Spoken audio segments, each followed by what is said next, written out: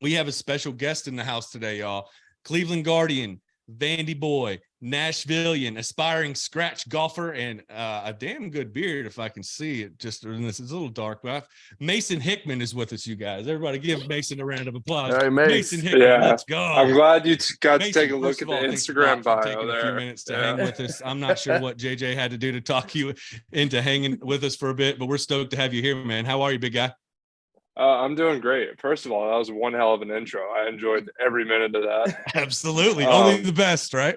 Yeah. I mean, the way JJ wrote me on is, he's big time in the show. And when he asks you to do something, you just, anything you can to please the guy. Well, that's nice. Just like this show. He won me some money, and we went and played golf against our pitching coordinator. And I was like, hey, Mace, I'm going to have a lot of fun and drink a lot of beer. I don't know if we're going to win. And I think in 18 holes, Mace, what I do, I think I contribute a putt. Just got a chance to putt before you. A putt, a few Trulies, maybe a couple White Claws sprinkled in there too. That's funny. Never more true statement. Yeah, I was just along for the ride on that one. There's myself, Mace, and one of our outfielders in the major league, Will Brennan from Kansas State. And between Will and I, we were just in charge of drinking the booze and letting Mace do his thing because the other foursome was not touching what he was putting out there. Well, I got a lot of questions for you, but first of all, Mason, tell me about you Nashville guy. So went to Vandy and played for Coach Corbin, who we love here on the show. What was your fondest memory of playing at Vandy? I mean, I'm gonna stay away from the stereotypical national championship win because that's the easy answer. I think it really was just all the early morning days that we're delirious in the clubhouse and we're just sitting there for an hour before the game time and God knows what's going on, but we're just having a good time, I mean, those are the moments that you probably miss more than anything and that you'll remember forever. Yeah, I mean, I understand that. We didn't get an opportunity to play for a national championship. I played at MTSU, so we didn't get an opportunity to play on the big stage like you guys. But I can definitely agree with the fact that it is the camaraderie and being with your guys and having those moments together that you'll never forget. Because you could see those guys 5 years, 10 years down the road, and you're gonna immediately reconnect, and you're gonna go right back to those moments. And those are special things, man. Yeah, I mean, we had the pleasure of having a lot of my former teammates in the fall league this year, and it was amazing to see those guys still just see that the relationship is still there, shooting the shit and just going back to the glory days of all the stories we had. It's a great time.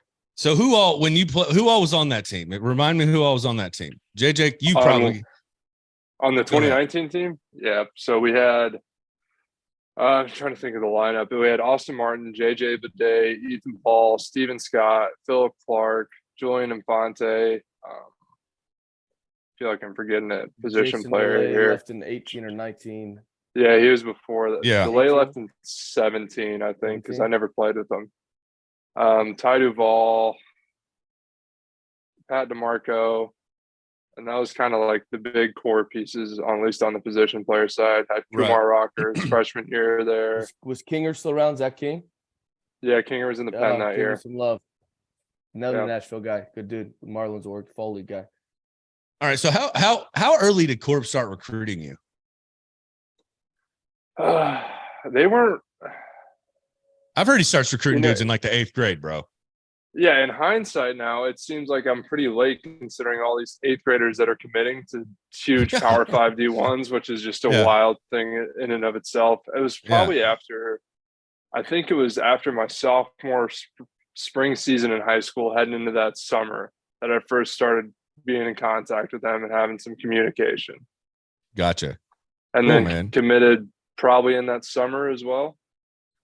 Well, there you go. I mean, get it done. I mean, it's kind of a no-brainer. When Corp comes knocking, it's kind of hard to say no to that program. The funny thing was I wanted to get away from home. I wanted to get away from the parents, be on my own for a little bit, and then went on my visit and met the coaching staff. I was like, why the hell would I want to go anywhere else? Yeah. Yeah. Well, that's a cool thing to say, an acclimate, an accolade for them to say that even that their program is so strong that even the hometown guys that want to get away choose not to. But That's good stuff, man. You had a hell of a year last year. You started out in where? You started out in high A, ended up in Double A Akron. Started off the year in high A as a starter, made a transition about halfway through the year to the bullpen, still in high A in Lake County. Kind of had a phenomenal stint there, got moved up to Akron, and then ended up throwing in the fall league as well. What was the Akron mascot? I love nothing more than minor league baseball. Rubber Duckies. Rubber Ducks. It's one of the best in minor league baseball, I think. That's so good. Rubber Ducks. I'm a professional baseball player. Oh, who do you play for? The Rubber Duckies. The Rubber Ducks. Yeah, that's awesome. We're badass. That's right, no doubt. Their Sunday uni is it's actual like a yellow rubber duck is their logo for that day, and it's awesome. It's a royal blue hat with a yellow rubber duck on it. It's one of my favorite I've ever had. That's beautiful, man. So good. So tell me, here's a story that I want to hear. Tell me about the first time meeting JJ. What was that experience like? Was it back when he was still working in the Goodyear facility full time? I think that was kind of like your transition period a little bit. You're still technically the Goodyear guy at that point, but it was that COVID year. So you'd been with the big league club for the whole time. So you're starting to move over. So I think I met you randomly in the facility one day, had a little chit chat. And then the first time that we really met was on the golf course that day. I was so hoping you would have said at Romans one night and you just met, you met across the dance floor on karaoke night and had just this magic moment. I was like, I know you. I know you. Unfortunately, there's a lot of guys that happen to run into me at Romans, and I'm typically not. That was the funnest though. They would see him and boom, beeline. They were like, nope, JJ's here. We got to go. Yeah, that first real day was on the course, though. I think when you're like, "Hey, man, I'm not here to really help you out in any capacity. I'm here to have a couple drinks and have a good time." And that's what you did. You were hole. Yeah. But that's what you need. You need a glue guy. You needed the conversation starter, and he brought that. That's what we needed for that day. You know. Awesome. That's what I'm always there to provide. I will open up any golf round with that. Hey, man, I'm going to have a lot of fun. I'm going to make sure you have a lot of fun, but I'm not going to do dick shit on the golf course. And that golf swing's a conversation starter. I'll tell you what. Oh, yeah. I remember we got on the first tee and Mace looked at me because I'm obviously, Nick, as you know, facing completely to the right. 45 degree angle. Yeah. The hole's over there and you're like, just wait. And I absolutely hit this thing into Hell's Half Acre and it has this awful 90-degree bend. Somehow ends up on the left side of the fairway. And you're like, I don't know how it's possible. That's what it happens. So we're here. What's your favorite course out there in the desert? So Victory. So I've taken a few golf trips out here in the off season and done the whole like real Scottsdale spend the money golf out there, and there are so many good places. Mm-hmm. Played TPC Scottsdale like a month and some change before the Waste Management one year when it was just in its purest form. Most of the grandstands completely up. And that was a treat, but Troon North's up there too. It just has a lot of scenic shots. It's beautiful out there. I mean, there's just so much good golf out here. It's kind of sickening, honestly. So what's your handicap these days, Mace? It is a 3.8 as of this morning. He's a good golfer.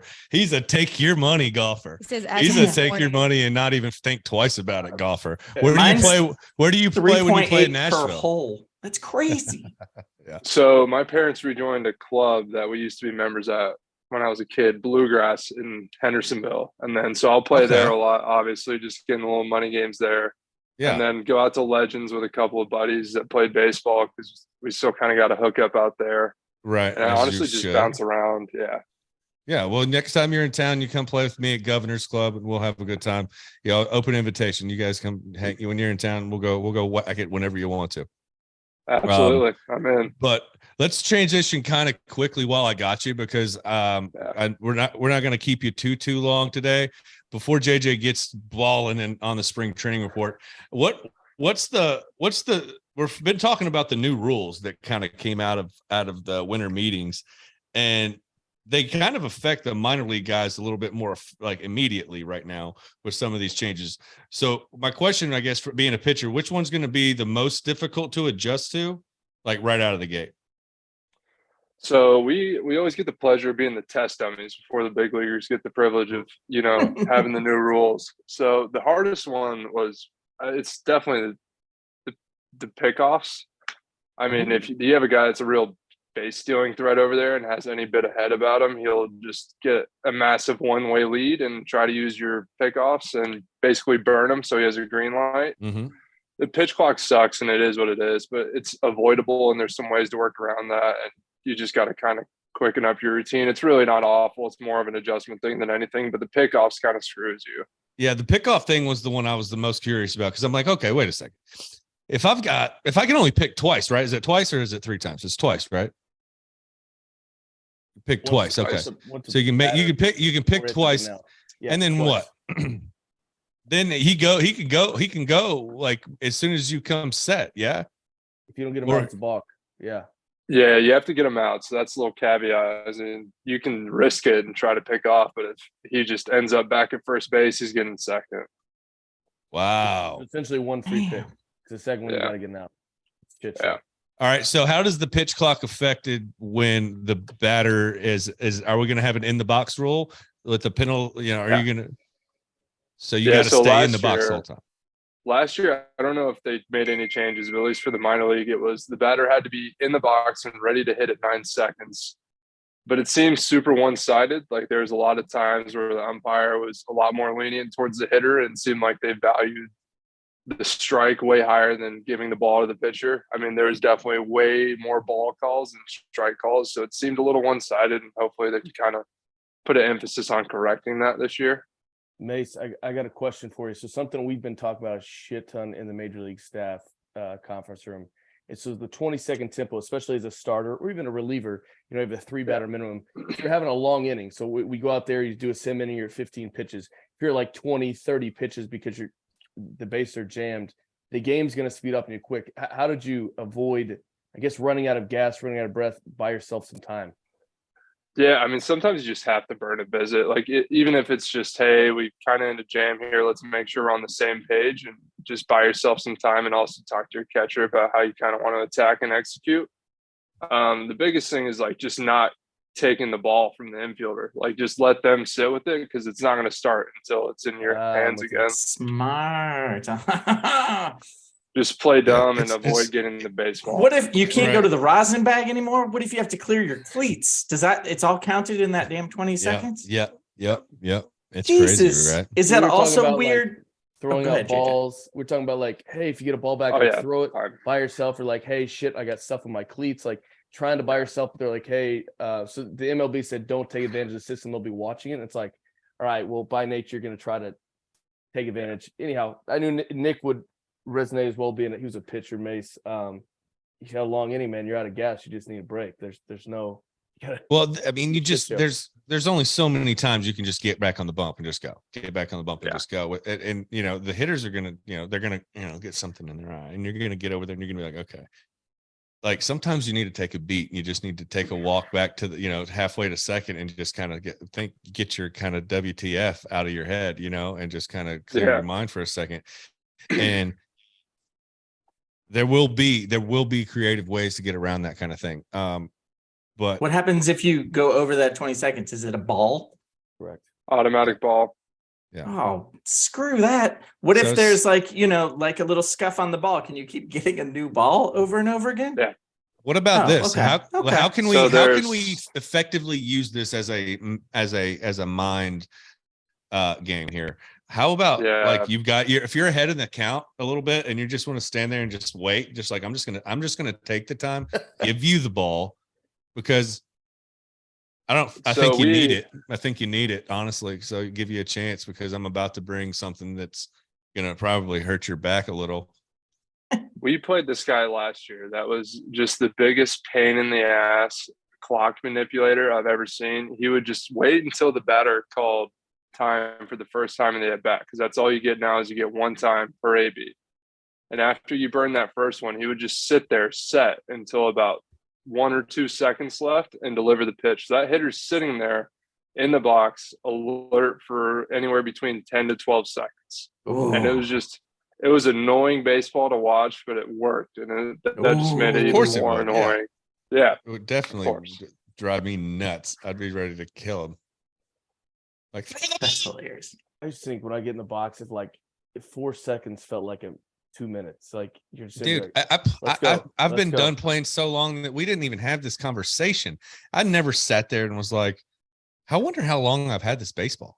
Like, I never was like, I mean, I was a get it and go guy. Like I wanted to get it and I wanted to go. But I never even back then, I was never like, boy, I'm sure I'm dragging between pitches today. You know, I just didn't ever it never occurred to me. It was never something that we focused on. Where's the shot clock? Because I know they probably have one in center field, right? For like the umpire to see. Where's the shot clock for you? Is it going to be like basketball, like facing you, where you're then your mind is now not on? Now your mind's not on the batter. You like paying attention to something else. Yeah, so generally there's one behind home plate. It kind of differs on stadium to stadium on how many they'll have and where exactly they'll be, at least on the minor league side. But there's almost generally always one in center field and always one behind the plate. So both hitter and pitcher have the advantage of seeing it. And then there's sometimes where you're like rattling through signs at second base where you take a look at that clock. You're like, all right, we're just going to have to roll with this because I have 5 seconds left and got to throw. Do they make like a rubber duck sound if it goes off? That'd be great. I wish. You get 5 squeaks. Yeah. Hey, what's the like, you peek up at the clock and you see that you've got 5 seconds. What's the, oh crap, amount of time? Here it comes, like signal, like, hey, I'm throwing a fastball away. Like I'm going to look at you and my eyes are going to get big and you just need to know what's coming. Like, it's just as soon as he puts down some, it's just roll with it. We're fine. Yeah. Gotcha. Yeah. If I don't want a curveball, I'll throw it 50 feet. It's fine. Yeah. Maybe fine. He'll swing. Yeah. There's the option he could swing. Otherwise it's an auto ball. Mason, At least give it a fighting chance. So the whole objective they're trying to achieve is to speed up the game. Did you feel like, because I haven't seen it, did you feel like the games were quicker, or with the shift, was it just all the same? So Surf came in town, our director of player development for the rest of you. He came in town probably about somewhere midway through the season last year. And we're talking to him about it. And he said that on average for minor league baseball, it sped the game up. I want to say it was like 27 minutes. Yep. So it was kind of annoying where you're like, all right, this is really working. And it sucks that it's working because it's such a pain in the ass to deal with. But no shifts now. So our batting average is going to go up? I think you're going to see infielders do a lot of crazy stuff as soon as the pitcher starts to deliver the pitch. I bet a lot of second basemen have a dead sprint over into the 4-hole to try and still cover some sort of ground. So like as soon as when's the moment that they can make a move from their position? Because as soon as you make a move to the plate, I mean, as soon as you start your motion. So is there going to be? You might know more than me. I don't know the shift rules to a T like that. I don't know. You're not playing every position while you're pitching. Come on. You could go into Alvarez mode and you could have like a 13-second like wind up and let everybody run back into position. And you're like, everybody good? Everybody good? Okay, here we go. The same time, you got to deliver within the 20 seconds. So I believe it's once he starts his motion, you're free. Which I hadn't even thought about guys going in a dead sprint. At the same time, I'm sure there's gonna be guys caught off guard with their backs are turned, sprinting a position. Dude, these pro hitters are so good, man. If you see 3 guys sprinting to the left side, they're gonna hit one right at just, I mean, bink, you know. What would you prefer, Mason? Would you rather pitch into a shift or would you rather pitch into a standard defense? So I've had so many conversations with people about this. I feel like every time the shift bails me out, in my head, I'm just like, yeah, that's where they're supposed to be. And then every time it screws me, I'm like, damn it, why is no one there? Like, just play straight up. Right. So it's just such recency bias. Yeah, it's a ground ball. Someone should be there, right? I don't know. No, somebody should be there. And I feel like for me, I'm a big believer in, you know, what's the rule where if something can go wrong, Murphy? Yeah, it's that Murphy's guy. law. You know, if I leave the left side with one amigo over there, it's not going to go well for me. every time I do that, they're going to find that hole. That's a giant hole. I'd rather have my guys at least halfway, like maybe play a little. I don't mind double play depth. I don't mind bringing the infield in. I don't mean, I don't mind positioning the defense. I don't have a problem with that at all. But like some of this stuff is getting outrageous. It doesn't look like baseball. And it's, to Alex's point from a few episodes ago, it's going to make it go back towards, I think, the higher batting averages, stuff like that. And, to that point, I don't know that necessarily will, though. What do you think? I don't know. I think you're going to see an impact probably for left-handed hitters way more than right-handed hitters. It just seems to be where the shift was always made for, was lefties, and righties maybe would get. Yeah. I think you're going to see a lot more 4-hole hits, and a lot of the guys in the offseason I worked out with that are left-handed hitters were fired up about the no shift, and the righties just didn't seem to care. Right. But I mean, he's a pitcher. Of course, he wants lower batting averages. Hit it over the fence. So I don't know. Nick, one of the things you hit on in positioning is so back 5 years ago, catchers could block the plate. They changed the rule to make it more safe to where if it's a ball hit in the infield, the catchers could still block the plate. This year, they've implemented only if the infield is designated as in, can the catcher block the plate, which is interesting because infield in is kind of relative. You could have a third baseman with a good arm that's even with the bag. So they deem that infield in or not, and whether a catcher, long story short, all these rule changes, spring training is always a blast, but it's the first 2 weeks of spring training is going to be an absolute shit show of calls. There's going to be balls, there's going to be strikes, there's going to be managers arguing with the umpires not sure what to call. It'll be. What about speaking of umpires and the calls, what about this automated strike zone thing? Mason can do that one. I got no idea on it. How do you feel about that?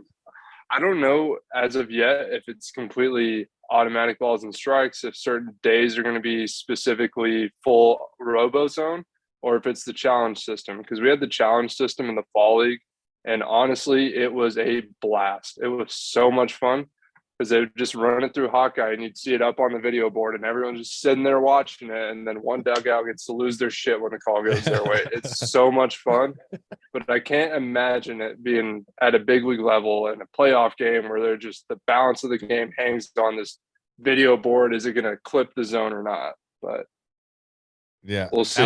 Alex mentioned a bit ago that he thought it would be like a buzz from above, like when it comes through, if it's a strike, maybe it's like a right butt cheek for a strike, left butt cheek for a ball kind of thing. I don't know, but that doesn't sound like something that would be. But I mean, they tried it for like, I don't know if it was this year or last year, or if it was like low A ball. Yeah, last year, right. Where it was in the Florida League. So your umpire would have in his ear and would know whether or not his call was correct or not, basically. But before he made that call, it'd be like, strike. And he would then motion the strike. So like he's there, but the balls and strikes are not being called by him. Like it's being called by the robot, which is letting him know that like, hey, this is great. The one thing that you would see just a complete shift in if it turns into a fully automated strike zone is there would be quote unquote terrible pitches thrown more consistently that are just unhittable. People would learn how to throw curveballs at the top shelf. People would learn how to throw sinkers that clip the bottom of the zone and end up being unhittable at the hitting zone. Pitching would take a drastic change and it'd be very weird and just kind of foreign. And I think that's one of the biggest things that'll probably hold it back more than anything. Wow. Alex, why aren't they doing that now? Because they're just not normally called strikes because they're such a crazy pitch. Well, I guess if you look, are you talking about because if you look at it like a 3D strike zone? Yeah, like of a cube instead of a square. Yeah, so in theory, you could start throwing curveballs that don't hit the back corner. That hit because the strike zone goes for the length of the plate. Like it, right. If you take the plate and then just pull it up, as long as it clips any bit of that, right, it's deemed a strike. So people would learn how to throw that. throw stuff that zips in and clips those back corners that can, like you said, it looked like it'd be like that. What's that zip that new wiffle ball they're doing? Yeah, it's what it looked like. It's what it'd start being. It'd be like, I clip that back corner, and you'd have guys that are, Greg Maddox, zing, crazy. Mason's season so when we do live BPs, we obviously don't have an umpire out there yet until spring training, so it's all off TrackMan. And every day there's a pitch that you're like, that we have our analytics guy sitting behind, he's like, strike, and everybody turns like, the fuck, what's that? Like a ball almost hit it every day. It's like, what? And these hitters getting screwed. So I'm totally with them. I think you just throw nasty shit and hope it clips. And yeah. So how's spring training been for you? Been about a week now. You guys been up there getting after it? How's it been? Been working hard, getting 2-a-days in, or what have you guys been doing? I've been out here since January 15th, so a little over a month. We kind of just do like a January off-season program here that kind of lets you come out early, use all the resources to your disposal, and just get ready for spring training. So it's been great, honestly, just being around the staff, being around the trainers, having them at our disposal at this point in the year. Really trying to ramp up is huge. For sure. Do you think you're going to, have they talked to you about where you're going to start out this year? You're going to go back to Akron? No, I have no idea, honestly. It's kind of the same thing every year, is just show up, try to be in the best form you can, and then let somebody that makes that decision make that decision. Keep your headspace free of all that shit, because it'll just get cluttered if you really concern yourself with it. So when are you not playing baseball? Like, what time during the year do you get off where you're like, I'm drinking beers and watching, I don't know, football maybe? Oh yeah. It kind of just depends on the year. Like this year, regular season wrapped up, went to the fall league. So I drove home from affiliate baseball September 20th, flew out on September 25th, come back out here to throw a couple lives to get ready for the fall league. Flew back home November 20th, had a buddy's wedding. That was a great time. And then 2 weeks later, picked the baseball back up again and started getting ready for spring training. So sometimes it's almost nothing and really short. And then sometimes you'll get a month and a half of maybe leaving a baseball alone and not picking it up. Yeah, but you're only like, what, 24? You still got a lot of picking it up and letting it go days left in you. Dude, I know 24 sounds so young, but if I could go back to just being able to wake up, roll out of bed, and throw a baseball like when I was 20, that'd be phenomenal. Yeah, no doubt. I remember those days well. I don't have them anymore, but if I pick up a baseball and chuck it, I'm going to feel it for a week. I guess it was early on. I guess it was probably pre-COVID. I was out there. We went in the facility one night, just taking a couple of hacks at the BP, and I started throwing off of the bump with like cowboy boots on, and it didn't turn out well. We had a great time though, but my shoulder hurt for like a week. I think we were running that night. I think I threw the ball too, and I will say my arm essentially went with the ball. And I have a question for you, which what do you got? Didn't get to ask during it, but since I am a diehard Vols fan, that's terrible. Amen. Whoa. No one said anything to you, California boy over there. That's right. But started off college baseball season 1 and 2. Good start. Yeah, we can't talk about it. There's a lot of volunteer activities right now we can't talk about, but no, how was the rival for you when you were there and from the baseball side of the business? Because obviously we see football, basketball, I mean obviously baseball, but knowing someone who's actually been on that side and playing against the Vols, what's that like? So I'll put it this way, is that it's really hard to call yourself a Vanderbilt fan, but it is really easy to wish the University of Tennessee Knoxville to burn to the ground. MVP. That's so aggressive. Yeah, like I had a high school teammate that ended up playing baseball at Tennessee, and I didn't really care for him for 3 years. Like my entire perception of him just switched when I saw him in orange.